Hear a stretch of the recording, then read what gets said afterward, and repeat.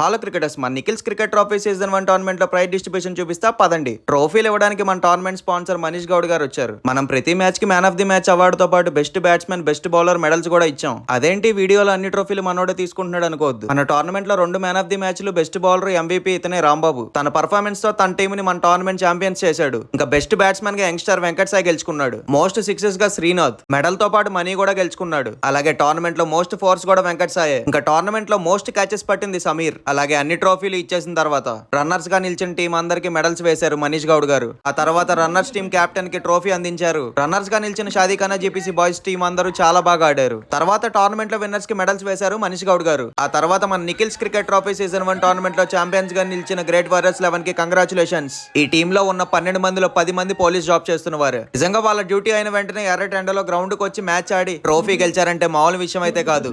చాలా సంతోషంగా ఉంది. నిఖిల్ గారికి దీన్ని సపోర్ట్ చేసిన అందరికీ చాలా సంతోషంగా ఉంది. ఇలా ఆర్గనైజ్ చేసి యూత్ని, సీనియర్స్ని అందరిని సపోర్ట్ చేస్తూ ఇలాంటివి జరపడం చాలా మందికి ఆరోగ్యకరంగా ఉంటుంది. ప్రతి ఒక్కరు కూడా ఇలా జరగాలని మళ్ళీ కోరుతున్నాను. Thank you very much.